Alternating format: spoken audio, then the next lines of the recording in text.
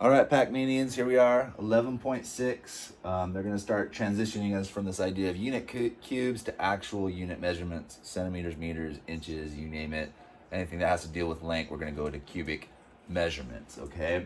So you can find the volume of a rectangular prism by counting the unit cubes, which is what we did in the last lesson. Volume is the measured amount of space a solid figure occupies. So how much space a solid three-dimensional figure occupies is the volume, all right? So we got volume here.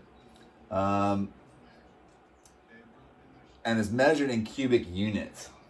Like I said, centimeters, meters, inches, whatever you want, feet, miles. That would be like a really huge cube. Okay. And each unit cube has a volume of 1 cubic unit. So we're going to transition from this to centimeters. Okay. So the rectangular prism above is made up of blah, blah, blah, 8 cubic units or 8 unit cubes. So that's 8 cubic units is the volume. Okay, whatever those are.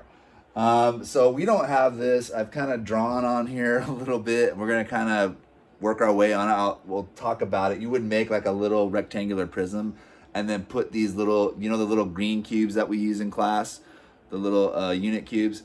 Those are 1 centimeter by 1 centimeter by 1 centimeter. So they have a volume of 1 times 1 times 1, 1 centimeter cubed, right? It's a 1 cube centimeter. It's 1 cube, right? And it's a centimeter on all the sides. So all this part we don't need to worry about. It says to count them, so we want the length, the width, and the height. I labeled them in here. You can kind of see them on yours. 1, 2, 3, 4, 5.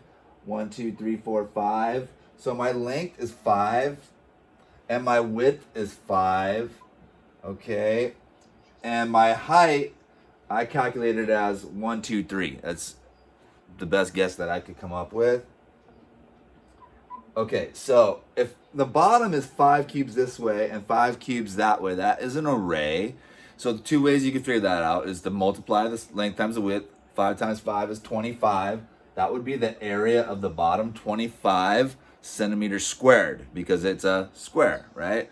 So 25 centimeters on the bottom. Okay, we're going to have 3 layers of that, 1, 2, 3. So continue filling the rectangular prism, which I did kind of here.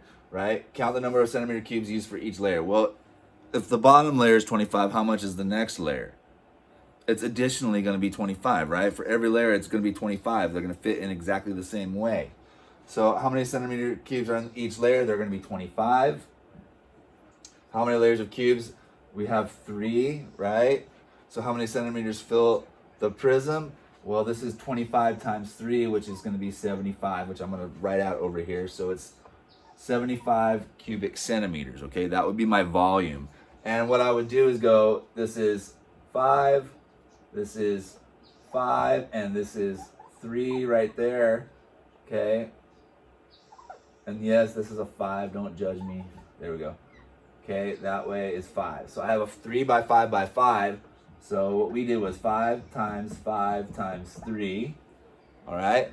Bring these down, I get 25 times 3, and 25 times 3 is 75. I know that because of quarters, or I would go 25 times 3. 3 times 5 is 15, right? Carry my 1. 3 times 2 is 6, plus my 1 is 7, 75. Okay, either one of those ways. But the idea is volume equals length times width times height. It's area times the height. Okay, next.